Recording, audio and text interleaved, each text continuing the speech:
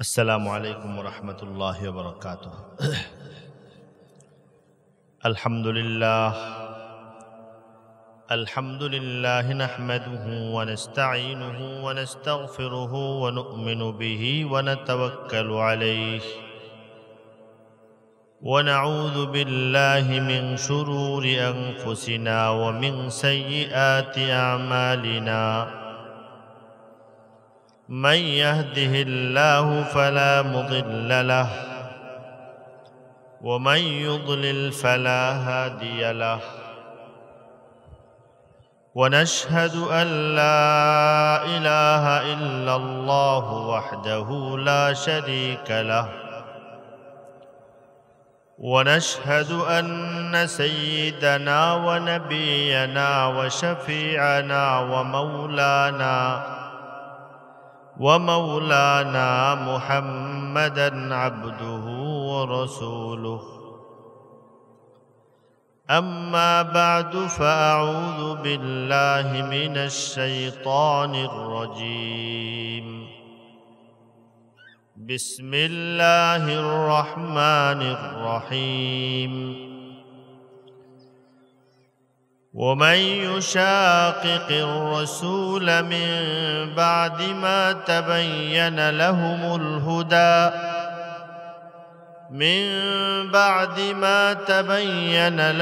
الهدى ويتبع غير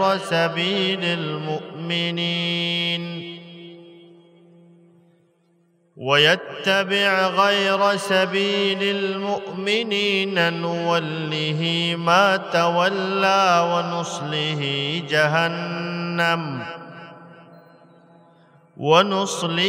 جهنم وساءت مصيرا.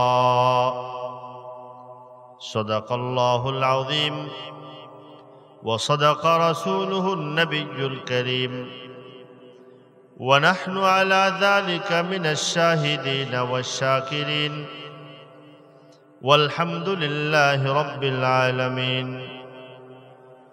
اللهم أنت ربي لا إله إلا أنت، خلقتني وأنا عبدك، وأنا على عهدك ووعدك ما استطعت.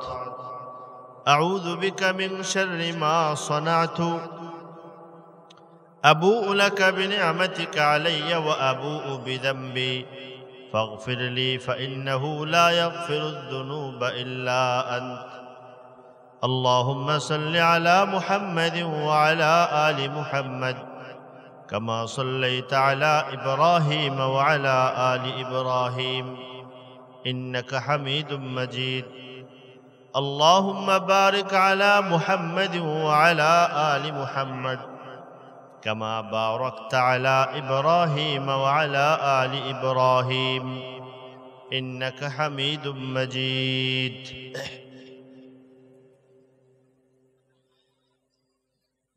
মুহতারাম সম্মানিত উলামায়ে কেরাম, সম্মানিত প্রিয় উপস্থিতি সুধী, মারকাজুল ফিকরিল ইসলামী আপনাদের এখানকার একটা দ্বীনী শিক্ষা প্রতিষ্ঠান, এর ব্যবস্থাপনায় আস-সুফা ফাউন্ডেশনের উদ্যোগে আয়োজিত আজকের এই দ্বীনী মাহফিল, এর কয়েকটা উদ্দেশ্য আসলে আজকে এখানকার এই উদ্দেশ্যগুলোর মধ্যে মৌলিক উদ্দেশ্যগুলোর পাশে যেহেতু বুজুর্গানে দ্বীন উলামায়ে কেরাম এসেছেন, তাই এই প্রসঙ্গে কিছু আলোচনারও আয়োজন করা হয়েছে। আমরা তাদের দেশের বিদগ্ধ যোগ্য আলেম বুজুর্গ ব্যক্তিত্ব যারা আসছেন তাদের আলোচনা শুনব। এর আগে অল্প কিছু সময় আমি আপনাদের সামনে কথা বলার জন্য বসেছি। তো আল্লাহ তাআলার প্রথমত তো আল্লাহ তাআলার শুকর, যিনি আমাদেরকে একটা দ্বীনী মাহফিল, দ্বীনী আলোচনা শোনার জন্য একটু ব্যতিক্রম সময়ও, সাধারণত মাহফিলগুলো রাতে হয়, আর এখানে দিনের বেলা এই সময়ের মধ্যে আমরা এখানে সমবেত হয়েছি, হতে পেরেছি। আল্লাহ তাআলা আমাদেরকে তৌফিক দান করেছেন। আমরা দিল মন থেকে আল্লাহর শুকর আদায় করি, বলি আলহামদুলিল্লাহ।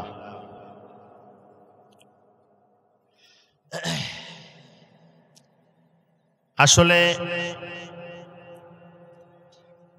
দ্বীনি মাদ্রাসার কাজ কি, যে মাদ্রাসার উদ্যোগে আয়োজনে আজকের এই প্রতিষ্ঠান, আমরা সাধারণত যেটা মনে রাখি, ধরে রাখি, সেটি হলো মাদ্রাসার একটা বড় কাজ হলো মাদ্রাসা আলেম তৈরি করবে। আলেম হলেন রাসূলুল্লাহ সাল্লাল্লাহু আলাইহি ওয়াসাল্লামের ওয়ারিস, উত্তরাধিকারী। আলেম তৈরি করা, আলেম বানানো মাদ্রাসার একটা বড় কাজ। এটা মোটামুটি আলোচিত হয়, চর্চিত হয়, আমরা জানি। এই বিষয় নিয়ে আমি কথা বলবো না। আমি কথা বলতে চাচ্ছিলাম আরেকটা বিষয়ে, সেটি হলো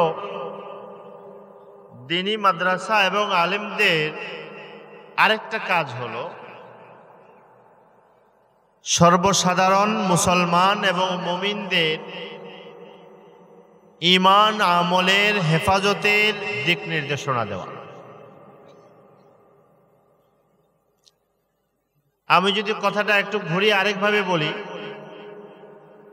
আমরা জানি প্রত্যেক মুমিনের উপরে জরুরি পরিমাণ দ্বীনের জ্ঞান শিক্ষা করা প্রত্যেক মুমিন নরনারী সবার উপরে কি নফল না ফরজ? সবার উপরে ফরজ। নারী হোক পুরুষ হোক, সব শ্রেণীর নরনারীর উপরে দ্বীনের জরুরি পরিমাণ, যতটুকু পরিমাণ আমার জন্য অপরিহার্য লাগবেই ইমানে জিন্দেগির জন্য, এতটুকু পরিমাণ দ্বীনের জরুরি ইলম শিক্ষা করা সবার উপরে ফরজ। এই কথা মোটামুটি আলহামদুলিল্লাহ আমাদের দেশের সমাজের সব স্তরের মানুষের মোটামুটি অধিকাংশ ক্ষেত্রে জানা আছে। কিন্তু দুইটা জায়গায় সমস্যা। একটা হলো জানা আছে জরুরি পরিমাণ ইলম শিক্ষা করা ফরজ, কিন্তু এই শিখার তাগাদা নাই, এটা তো আছেই। আগ্রহ নাই, তাগাদা নাই, এটা তো আছেই। এর বাইরে আরেকটা সমস্যা আছে, সেটা হলো জরুরি পরিমাণ ইলম শিক্ষা করা তো ফরজ, কিন্তু কতটুকু জানলে আমার জরুরি পরিমাণ আদায় হবে এটাও কি নাই, অনেক মানুষের জানা নেই। আমি এর ব্যাখ্যাও করব না। আসলে আমি একটা জিনিস শুধু দেখাবো। যেমন ধরেন, প্রত্যেক মুমিনের উপরে কালেমার পরে নামাজ পড়া ফরজ। পুরুষ নারী প্রাপ্তবয়স্ক হওয়ার পরে নামাজ পড়া। নামাজ পড়ার জন্য পবিত্র হওয়া লাগে, ওযু শেখা লাগে। তো ওযু নামাজ শেখা লাগে, এটা মোটামুটি অনেকেরই কি আছে, জানা আছে যে ওযু নামাজ না শিখলে হবে না। নামাজ সহি হওয়ার জন্য কোরআনে কারিমের তেলাওয়াত লাগবে না, পারতে হবে না, কিছু হলে তো পারতে হবে। 2টা 4টা সূরা হলেও তো লাগবে না। আচ্ছা, কোরআনে কারিমের তেলাওয়াত শুধু করলেই হয় না, সহি করে পড়তে হয়। সুতরাং নামাজ সহি হওয়ার জন্য যতটুকু কোরআনে কারিম লাগে, এতটুকু কোরআনে কারিম তো অন্তত সহি করে পড়া লাগবে। যদি কোরআনে কারিম সহি না হয় তাহলে নামাজ সহি। এখন একজনে পুরা কোরআনে কারিম থেকে সূরা ফাতিহা সাথে 2টা বা 4টা সূরা লাগে, 4টা সূরাই পারে, সূরা ফাতিহা পারে, কিন্তু সহি উচ্চারণ সহিভাবে পারে। তাইলে বলা যেতে পারে যে কোরআনে কারিমের যতটুকু না হলে তার নামাজই হবে না, এতটুকু সে কি করে ফেলেছে। কিন্তু যদি এমন হয় যে সূরা ফাতিহাটাও তার সহি হয় না, তাইলে তার কোরআনে কারিমের যতটুকু তার জন্য জরুরি ফরজ ছিল এতটুকু আদায় হয়েছে।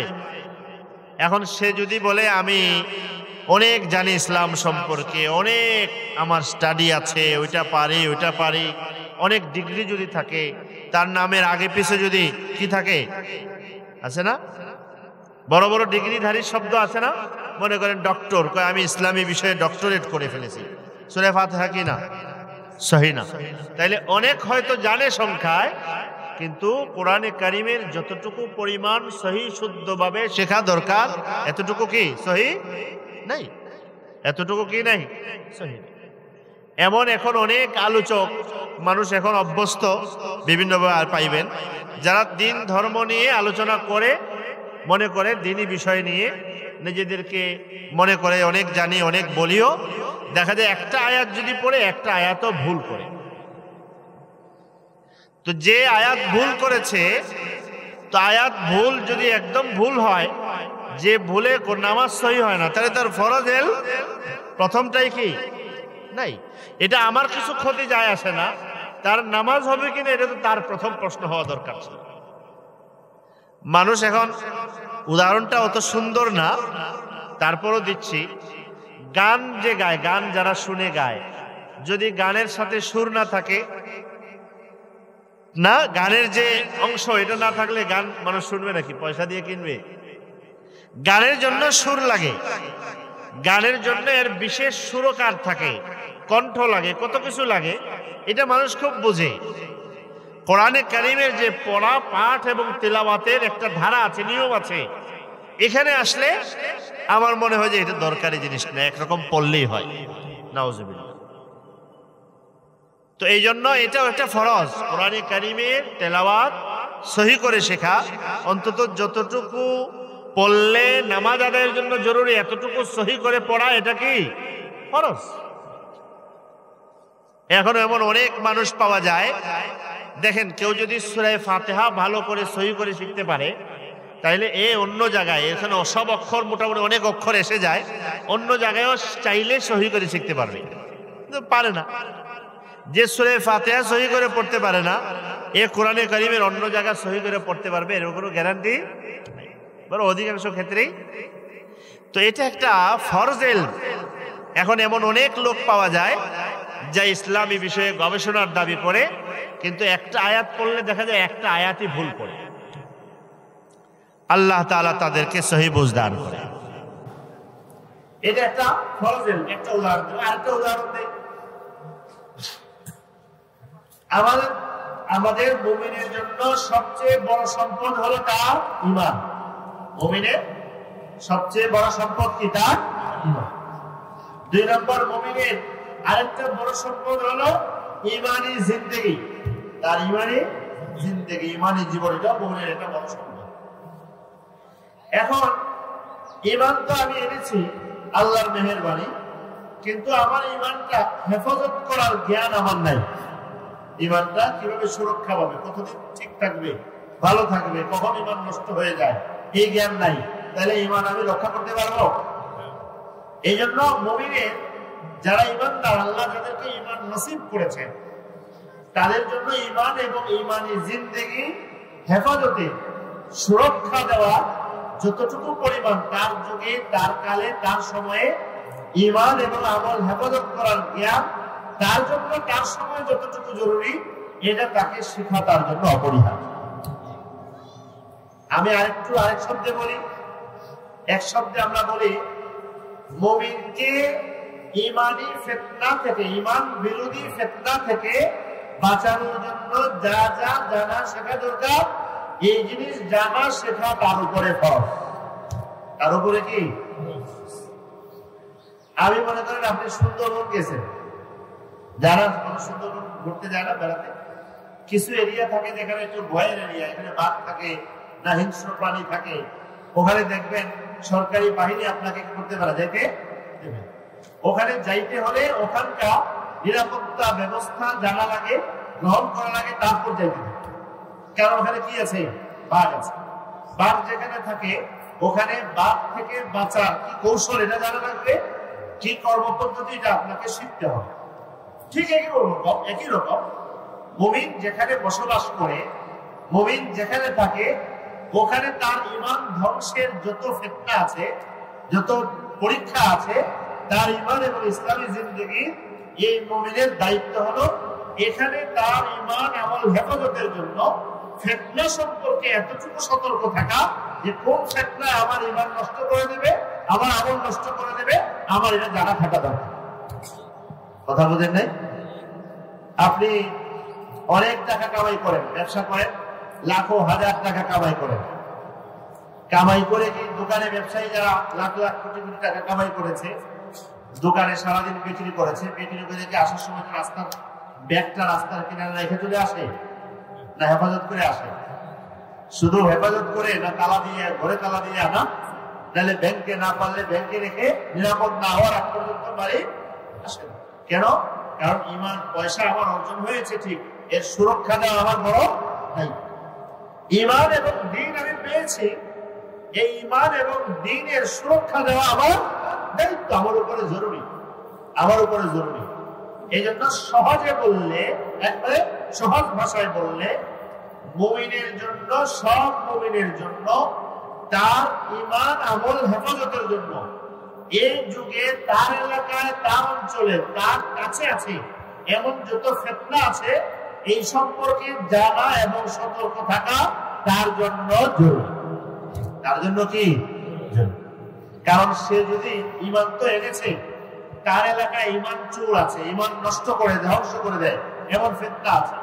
সে যদি না জানে, তার এই সম্পর্কে অবগতি না থাকলে খবরও থাকবে না কোন সময় সে তার ইমান চুরি হয়ে গেছে, সে বেঈমান হয়ে গেছে, নাফরমান দিন পথ থেকে বিচ্যুত হয়ে গেছে, তার খবর নাই। মনে মনে তো আমি মুসলমান, তার ইমান সব নষ্ট হয়ে গেছে। তো প্রত্যেক মুমিনের, আমি কথা শুরু করেছিলাম, প্রত্যেক মুমিনের জন্য জরুরি পরিমাণ ইলম শিক্ষা করা কি ফরজ। এই জরুরি পরিমাণ ইলমের মধ্যে একটা বড় ইলম হলো যুগের ফিতনা, যেগুলো আমার ইমান আমল ধ্বংস করে দিতে পারে। এইগুলো সম্পর্কে যতটুকু জানলে আমি বাঁচতে পারি, এতটুকু জানা রাখা প্রত্যেকের জন্য কি জরুরি কিনা? জরুরি কিনা? জরুরি এবং খরচ পর্যায়ে, খরচ পর্যায়ে এই নিরাপত্তা এবং এই সুরক্ষা প্রত্যেকের ইমানকে দেওয়া যাবে। এটা সম্পর্কে অনেকে অবহেলা আছে, জানাও নাই যে আমি আমার মধ্যে আমার আর্থিক বৈষয়িক যে সম্পদ আছে, টাকা পয়সা অর্থ করি কামাইছি, এটা কিভাবে হেফাজত হবে এটা আমার খুব জানা আছে। আমার পকেটে রাখলে নিরাপদ না হলে আমি ক্যাশে রাখি, সিন্ধুকে রাখলে নিরাপদ না হলে ব্যাংকে নিয়ে রাখি। ব্যাংকে রাখার পরে যদি শুনে যে ব্যাংকে রাখছে, আজকে শুনছে এই ব্যাংকটার অবস্থা ভালো না, এরপরে আমি কি করি? তাড়াতাড়ি করে এই ব্যাংক থেকে রাতারাতি খালি করে আরেক ব্যাংকে নিয়ে রাখি। কোথায় নিরাপত্তা? সবসময় চোখ কান খোলা। পত্রিকায় আসতে দেখবেন আমেরিকাতে একদিনে এক ব্যাংক দেউলিয়া হয়ে গেছে। একটা সংবাদ ছড়াইছে যে এই ব্যাংকের অবস্থা ভালো না, তাড়াতাড়ি সারা দেশের মানুষ যাদের টাকা ছিল মুহূর্তেই হেফাজত করে তাড়াতাড়ি এখানে ব্যাংকে সমস্যা দেখা দিচ্ছে, এখানে আশঙ্কা আছে, ভয় আছে, তাড়াতাড়ি টাকা উঠে আরেক ব্যাংকে নিয়ে গেছে। কারণ সব মানুষের এই সচেতনতা আছে, আমার এই টাকাটা কোথায় থাকলে নিরাপদ থাকবে, কোন জায়গায় রিস্ক আছে, যেখানে রিস্ক আছে এখানে আমি নেই, যেখানে টাকার রিস্ক আছে হ্যাঁ আমার টাকা নাই। এটা ব্যাপারে খুব সতর্ক। আল্লাহ নবী সাল্লাল্লাহু আলাইহি ওয়াসাল্লাম, আল্লাহ তাআলাও মানুষদেরকে এই জিনিস শিখাইছেন, যেখানে থাকলে তোমার ঈমান রিস্কে থাকে, যে অবস্থায় থাকলে তোমার ঈমান রিস্কে থাকে, যেখানে ঈমানের ঝুঁকি আছে, ঈমানের ফিতনা আছে, এখান থেকে তুমি কেটে পড়ো, তোমার ঈমানকে তুমি হেফাজত করো, তোমার ঈমানকে হেফাজত করো। কোরআনে কারিমে আল্লাহ তাআলা দুই জায়গায় স্পষ্ট শব্দে কথা বলেছেন। যখন তুমি কোনো এমন জায়গায় বসে থাকো যেখানে মানুষ ঈমান বিরোধী কথা বলে, কি বলে? ঈমান বেঈমানির কথা বলে, কুফরির কথা বলে, আল্লাহ রাসূলের দুশমনি করে, যেগুলো ঈমান নষ্ট করে দেয় এমন কথার চর্চা করে, আল্লাহ তাআলা বলেছেন ফালা তাহুদু মাহুম, তাদের সাথে তুমি যুক্ত হইও না, তাদের সাথে তুমি সংযুক্ত থেকো না, তাদের সাথে বসো না। এমনকি আল্লাহ বলেছেন যদি তুমি তাদের সাথে বসো, ইন্নাকুম ইযাম মিসলুহুম, তাহলে এক সময় তুমি তাদের মধ্যেই গণ্য হয়ে যাবে, তাদের মধ্যে গণ্য হয়ে যাবে। এরপরে আল্লাহ বলেছেন ইন্নাল্লাহা জামিউল মুনাফিকিনা ওয়াল কাফিরিনা ফি জাহান্নাম জামিআ, আল্লাহ তাআলা মুনাফিক এবং কাফেরদেরকে সবাইকে জাহান্নামে একত্র করবেন। এক আয়াতে আল্লাহ বলেছেন فَإِمَّا يُنَسِّيَنَّكَ الشَّيْطَانُ فَلَا تَقْعُدْ بَعْدَ الذِّكْرَى। হয়তো তুমি ভুলে গেছো যেখানে ঈমান নিরাপদ না এমন জায়গায় তুমি বসে আছো, ভুলে গেছো, যখনই মনে হয়েছে তখন তুমি এখান থেকে উঠে অন্য জায়গায় চলে যাও, তোমার ঈমানকে তুমি হেফাজত করো। তো এই জন্য ঈমান হেফাজতের জন্য, দ্বীন হেফাজতের জন্য একটা জরুরি ইলম হলো, আল্লাহ একটা জরুরি শিক্ষা হলো যে ফিতনা আমার ঈমান নষ্ট করে দেবে, আমার দ্বীন এবং ঈমানি জিন্দেগি নষ্ট করবে, আমার প্রতি আমার শরীয়ত আল্লাহ আল্লাহর রাসূল শিখাইছেন তুমি এই ফিতনা সম্পর্কে জানো, সচেতন হও, নিজের দ্বীন ও ঈমানকে হেফাজত করো, নিজের দ্বীন ও ঈমানকে হেফাজত করো, তুমি বাঁচো, তোমার ঈমান বাঁচাও। রাসূলুল্লাহ সাল্লাল্লাহু আলাইহি ওয়াসাল্লাম বলেছেন জামানা যত আখেরি আসতে থাকবে, কিয়ামত কাছাকাছি আসতে থাকবে, যত সময় আগাইতে থাকবে, কিয়ামত কাছাকাছি আসতে থাকবে, ফিতনা ঈমান আমল নষ্ট করার বিপদ, ফিতনা কমতে থাকবে না বাড়তে থাকবে? যত কিয়ামত কাছে আসতে থাকবে ফিতনা বাড়তে থাকবে। এক riwayate আছে, মুসলিম শরীফে আছে, নবী করিম সাল্লাল্লাহু আলাইহি ওয়াসাল্লাম বলেছেন ইউসবিহুর রাজুলু মুমিনান ওয়া ইউমসি কাফিরান। সকালে মুমিন, বিকাল যাইতে না যাইতে সে বেঈমান হয়ে গেছে। ইউমসি মুমিনান ওয়া ইউসবিহু কাফিরান, বিকালে মুমিন, সকাল হইতে হইতে বেঈমান হয়ে গেছে, সকাল হইতে হইতে বেঈমান হয়ে গেছে। এমন ফিতনার যুগ আসবে। নবী করিম সাল্লাল্লাহু আলাইহি ওয়াসাল্লাম ভবিষ্যৎবাণী করেন নাই? কেন করছেন ভবিষ্যৎবাণী? করছেন ফিতনা সম্পর্কে জেনে ফিতনা থেকে কি হওয়ার জন্য, কি হওয়ার জন্য বলেন? বেঁচে থাকার জন্য, সতর্ক থাকার জন্য। এই জন্য কথা, দ্বিতীয় যে কথাটা আমি বলতে চেয়েছিলাম, প্রত্যেক মুমিনের জন্য তার জমানার, তার কালের, তার অঞ্চলের ঈমান বিরোধী ফিতনা সম্পর্কে জানা, সচেতন হওয়া, এটা তার উপরে কি ফরজ কিনা, জরুরি কিনা? জরুরি। এটা মাদ্রাসা এবং উলামায়ে কেরামের একটা বড় দায়িত্ব হলো এটা। যখনই কোনো ঈমান বিরোধী ফিতনা আসে, মানুষ তো কাজে থাকবে, ব্যস্ত থাকবে না, তার ইয়াতে থাকবে।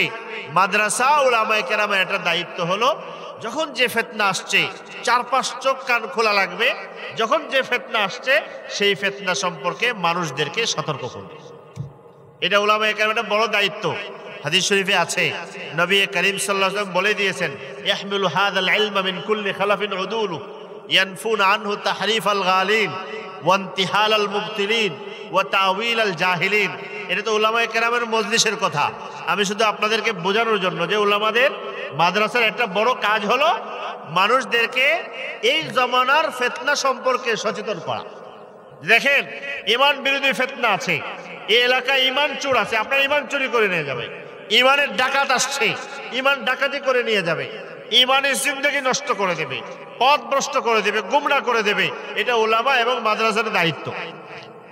আর আমাদের দায়িত্ব হলো হক্কানি উলামায়ে কেরাম যখন সতর্ক করেন, তখন তাদের এই সতর্ক বার্তা কি করা? প্রত্যাখ্যান করা না গ্রহণ করা?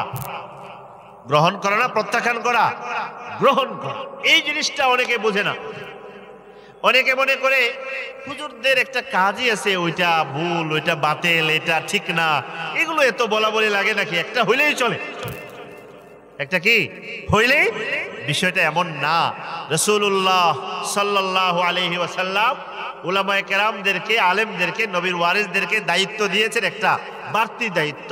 সেটা হলো উম্মত কখন কোন ফিতনার মুখে পড়বে, কোন বিপদ আসতে থাকবে, এটা সচেতনতার সাথে পর্যবেক্ষণ করে দেখা এবং তাদেরকে জানাইতে থাকা।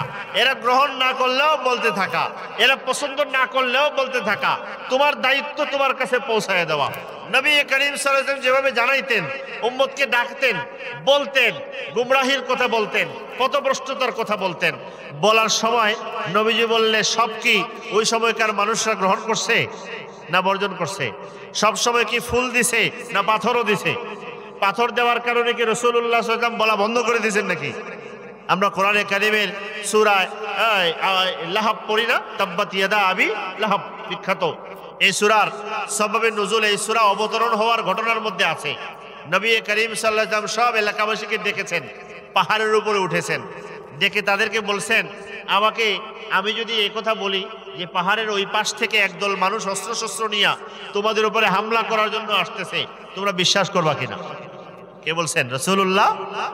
বলার পরে ওরা কি বলেছে? বলবো, বিশ্বাস করবো না মানে কি?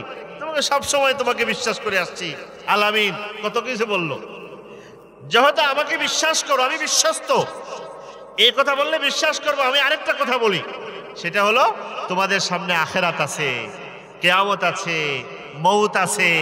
আল্লাহকে না মানলে, কুফরি শিরক না ছাড়লে ওই জীবনে তোমরা ধ্বংস হয়ে যাবা।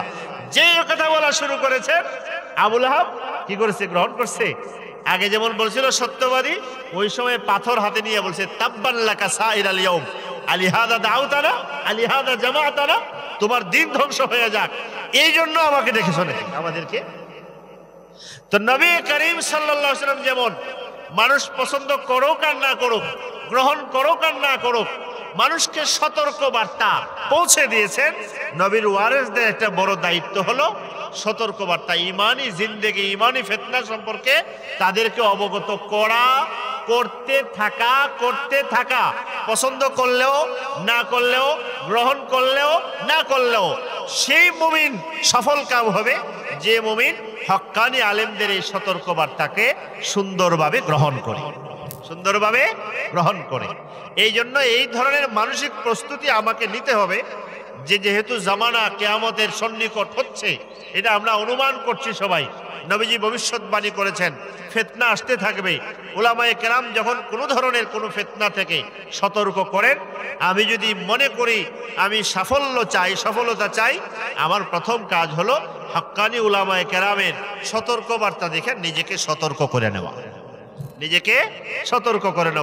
যে সতর্ক বার্তা গ্রহণ করবে সে লাভ না হোক লস হবে না, কি হোক লাভ না হোক কি হবে না, লস হবে না, লাভ না হোক লস হবে না। সুন্দরবন গেলেন আপনি, যাওয়ার পরে একজন ওই এলাকার প্রহরী বলল ওইদিকে যায়েন না, ওইদিকে বাঘ থাকতে পারে। ধরে নেন ওখানে বাঘ নাই, তারপর আপনি তার কথা শুনে যান নাই, না যাওয়ার কারণে বাঘ নাই, তা আপনি যাওয়ার সুন্দর গেলে হয়তো সুন্দর দেখতে পারতেন, সে ভুল তথ্য দিছে। যদি ভুল হয় কথার কথা, তবু আপনি না যাওয়াতে আপনার লস হয় নাই।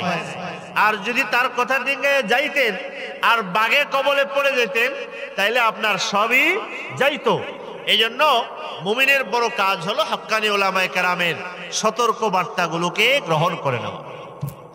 আমি এই ভূমিকাটা একটু লম্বাই হয়ে গেল করে বললাম, এই জন্য আমাদের এখানে আলোচনা আরো হবে, হুজুররা আলোচনা করবেন, এবং সবসময় আমাদের স্থানীয় উলামায়ে কেরাম করেন, আমাদেরকে সতর্কবাণী দেন যে এটা ফিতনা, এটা পরীক্ষা, এটা ঈমান নষ্ট করবে।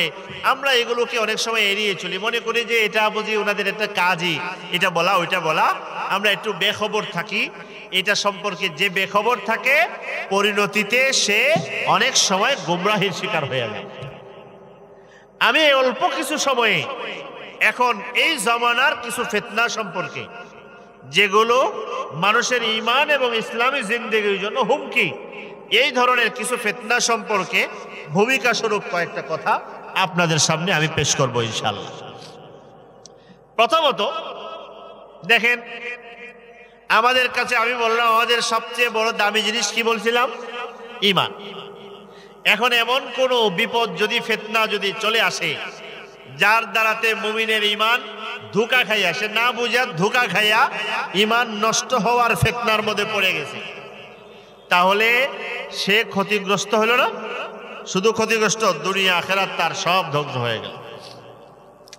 আমাদের এই সময়ে অন্য যে কোনো সময় থেকে ফিতনার পরিমাণ বেড়েছে না কমেছে? বেড়েছে। দিন যত যাবে বাড়বে। বেশি বেড়েছে হলো কিসের কারণে? অনলাইনের কারণে, ইন্টারনেটের কারণে বেশি বেড়েছে। কারণ আগে তো হলো কোনো একটা এলাকার, রাজশাহীর মানুষ, আপনারা এলাকায় আছেন, এখানে কোনো একটা নতুন ফিতনা আসার জন্য একজন লোক আসা লাগতো, একটা লোক আসতো, আইসা দাওয়াত দিত, গোমরা করতো। এখন আসা লাগে না, ঘরে বসে বসে বিভিন্ন কুফরি বেঈমানির কথা ছেড়ে দেয়।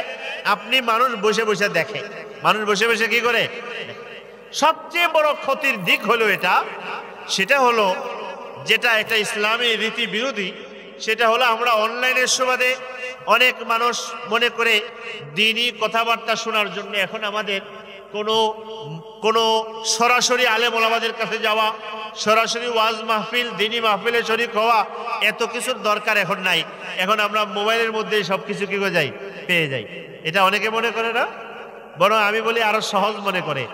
এখানে আসলে তো এখানে আসছেন, যারে বসায় দেওয়া হয়েছে উনি কথা বলবে, আপনি শুনতে হবে, ওনার কথা শুনবেন।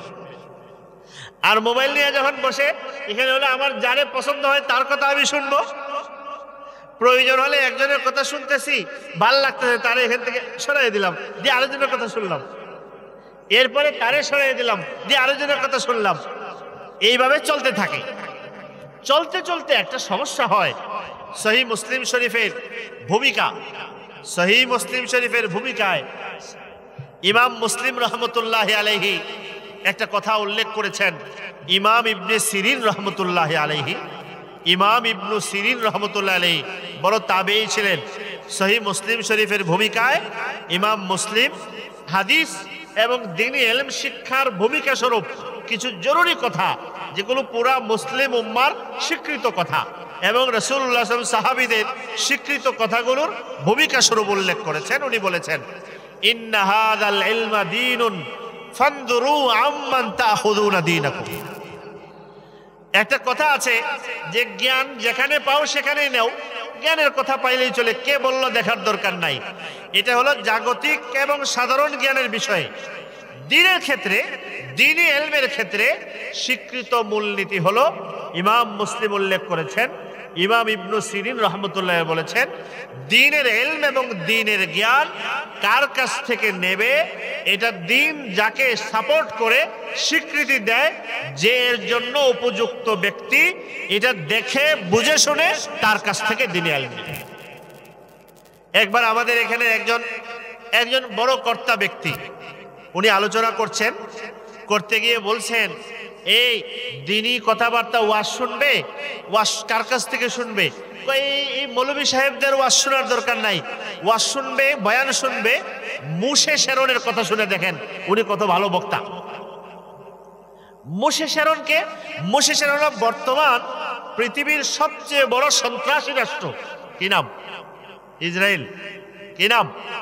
দখলদার রাষ্ট্র। এদের ইহুদি সম্প্রদায়ের ইসলাম বিরোধী, যাদের মধ্যে ধর্ম বিরোধীর আক্রোশ সবসময় থাকে, ইসলাম বিরোধী যারা জায়নবাদে বিশ্বাসী, ওই রকম একজন ইহুদি ধর্মাবলম্বী, তাদের ধর্ম যাজক এবং যে ইসলাম বিরোধিতায় একদম খুব পারদর্শী, ওই রকম একটা লোকের নাম হলো মুশে শেরন। সে ইসলাম বিরোধী, ইসলামের আকীদা, বিশ্বাস এগুলোকে খণ্ডন করে নানা বক্তব্য দেয়। এগুলোর কোনো একটা বক্তব্যের কোনো অংশ বিশেষ শুনে তার কাছে ভালো লাগছে, এখন উনি নসিহত করতেছেন যে ইসলাম সম্পর্কে জানতে হলে তার কথা শুনেন। উনি দেখেন কত অগাধ জ্ঞান রাখেন, বলেন নাউজুবিল্লাহ। বুঝে আসছে কথাটা? তো ইমাম মুসলিম রহমতুল্লাহ আলাইহি এজন্য বলেছেন, দ্বীনি ইলম শিখবে, ইন্না হাযাল ইলমা দীনুন ফানযুরু আম্মান তাখুযুনা দীনাকুম। কার কাছ থেকে দ্বীনি ইলম, দ্বীনের শিক্ষা, কোরআন সুন্নাহর শিক্ষা নেবে, এটা আগে দেখে নিতে হবে। আমাদের উলামায়ে কেরাম এজন্য বলেন যে কেউ যদি ধরেন অনলাইন ইন্টারনেটে গোপন দাওয়াত দেয় ইসলামের নামে, দ্বীনের নামে, উলামায়ে কেরাম বলেন গোপন দাওয়াত কেন দেবে? গোপন দাওয়াত গ্রহণ করবেন না, দিলে আপনি কোন বিপদে, কোন মুসিবতে, কোন ফিতনায় পড়বেন বুঝতেই পারবেন। তো এই জন্য এই যে মাধ্যমকে আমরা বেছে নিলাম, এর কারণে হয় কি, অনেক এরকম অনেক দ্বীন ইসলামের নামে কথা বলার মতো অনেক লোক আছে যারা আদতে মুসলমানই না। কি না? মুসলমানই। একটা উদাহরণ দেই, কাদিয়ানি নাম শুনছেন? মির্জা কাদিয়ানি, গোলাম আহমদ কাদিয়ানি। তার সম্পর্কে কি জানেন আপনারা? উনি নবী দাবি করেছিল।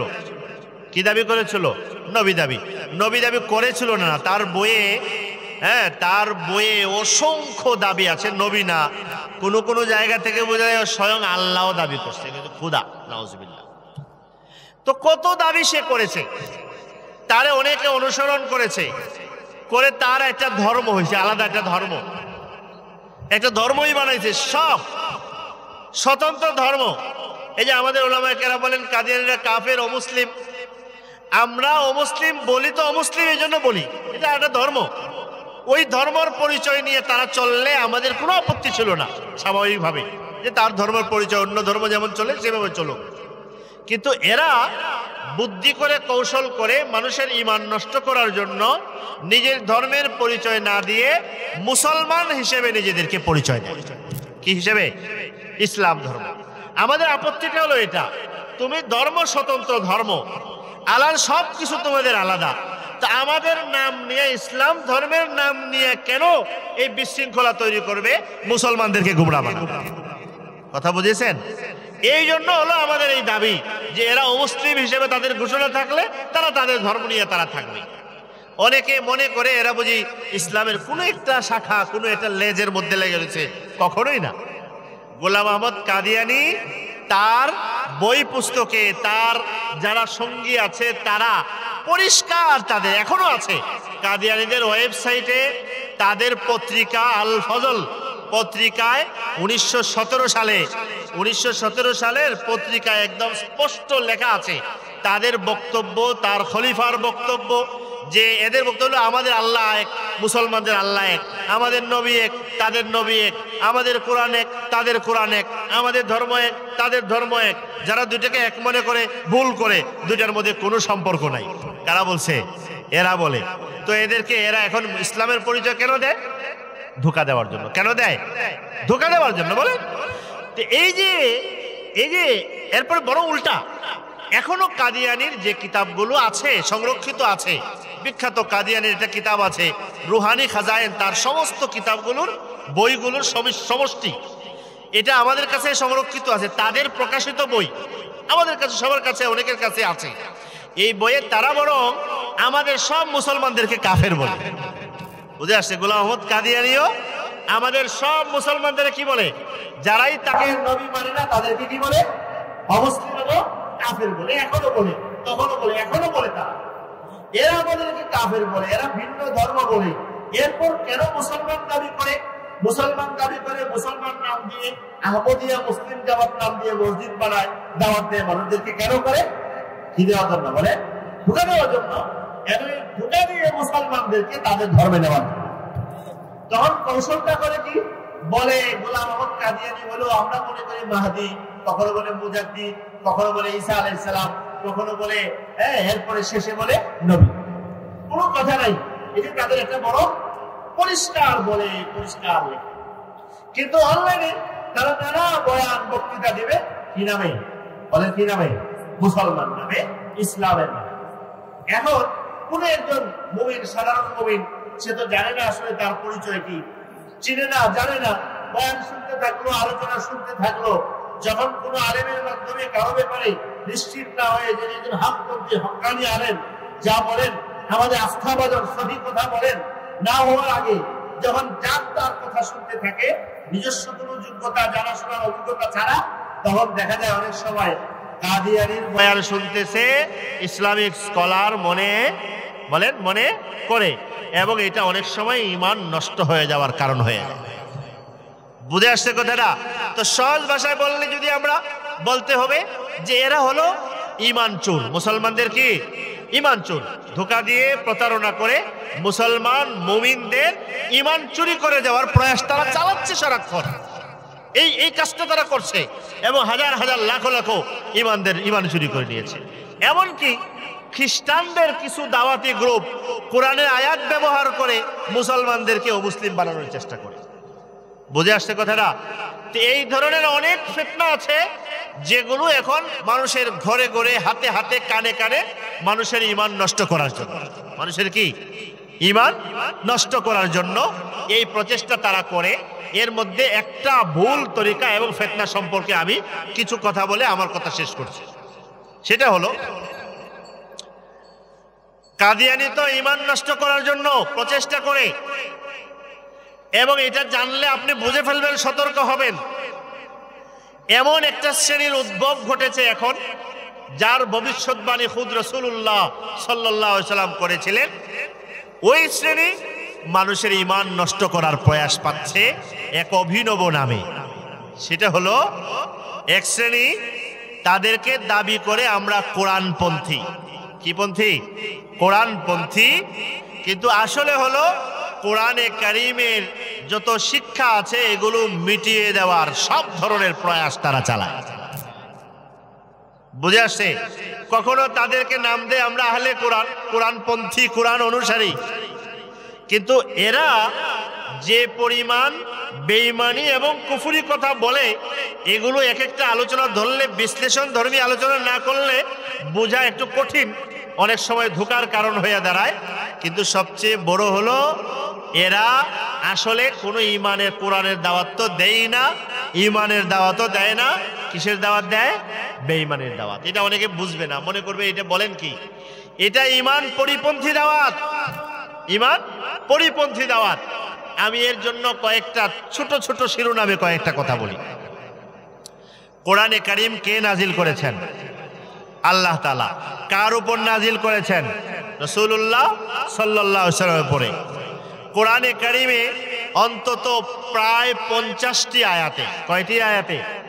প্রায় 50টি আয়াতে আছে যেখানে রাসূলুল্লাহ সাল্লাল্লাহু আলাইহি ওয়াসাল্লাম সম্পর্কে আল্লাহ তাআলা পরিষ্কার ঘোষণা করেছেন, তোমরা আল্লাহর হুকুম মানো, রাসূলুল্লাহ সাল্লাল্লাহু আলাইহি ওয়াসাল্লামের অনুসরণ করো। কয়টা আয়াত বললাম? প্রায় 50টি আয়াত। এর মধ্যে অনেক আয়াত তো এত সুন্দর স্পষ্ট, এত সুস্পষ্ট, যেমন বিখ্যাত কোরআনে কারীমের আয়াত আল্লাহ বলেছেন, ওয়ামা আতাকুমুর রাসূলু ফাখুযুহু ওয়ামা নাহাকুম আনহু ফান্তাহু। নবীজি পরিষ্কার, আল্লাহ পরিষ্কার বলে দিয়েছেন। রাসূল সাল্লাল্লাহু আলাইহি ওয়াসাল্লাম সম্পর্কে আল্লাহ বলছেন, নবীজি যে সকল বিষয়ের বিধান তোমাদেরকে দেবেন তোমরা তা গ্রহণ করো। নবীজি যে সকল বিষয়ে নিষেধ করবেন তোমরা তা থেকে বিরত থাকো। তো নবী যা যা করতে বলবেন তা তোমরা গ্রহণ করো, নবী যা নিষেধ করবেন তা থেকে বিরত থাকো। একথা কে বলেছেন? কে বলেছেন? সুতরাং নবীর আদেশ নিষেধ পক্ষান্তরে না প্রকারান্তরে কার আদেশ? আল্লাহর আদেশ। কোরআনে আল্লাহ বলেছে আতিউল্লাহ ওয়া আতিউর রাসূল, আল্লাহকে, আল্লাহর কথা শোনো, নবীজির আনুগত্য করো। এই হুকুম কে করেছেন? তো নবী করিম সাহেব আনুগত্য করলে কার হুকুম পালন হয়? নবী সাল্লাল্লাহু আলাইহি ওয়াসাল্লাম আনুগত্য লঙ্ঘন করলে কার হুকুম লঙ্ঘন হয়? কোরআনে কারীমে আল্লাহ বলেছেন না, ওয়ামা ইয়াতিকু আনিল হাওয়া ইন হুয়া ইল্লা ওয়াহয়ু ইউহা। নবীজি যত কথা বলেন কোনো কথা তিনি মন থেকে বলেন না, সব কথা কার? ওহীর মাধ্যমে বলেন, আল্লাহ। নবীজি যত কথা বলেন তা কোরআনে যা আছে, হাদিসে যা আছে, সব কথা কোন জায়গা থেকে আসে? আল্লাহর পক্ষ থেকে। কার কথা? আল্লাহর কথা। আল্লাহর পক্ষ থেকে ওহী হিসেবে আসে, কখনো কোরআনে নাজিল হয়, কখনো সুন্নাহ হিসেবে। সুতরাং নবীর যা কথা আছে সব কার বিধান? আল্লাহর বিধান। এরকম কোরআনে আল্লাহ তাআলা এই কথা বলেছেন, ইন আত্তাবিউ ইল্লা মা ইউহা ইলাই, আমি যা অনুসরণ করি আমার জীবনে সব আল্লাহর পক্ষ থেকে ওহী হলেই করি, এর বাইরে আমি কিছু করি। তো এরকম অনেক, আমি কয়টা আয়াত বললাম? আনুমানিক প্রায় 50টা, 46-47টা আয়াত এরকম আছে যেখানে আল্লাহ তাআলা প্রত্যক্ষ পরোক্ষ সরাসরিভাবে মুহাম্মদুর রাসূলুল্লাহ সাল্লাল্লাহু আলাইহি সাল্লামকে অনুসরণ করার কথা বলেছেন।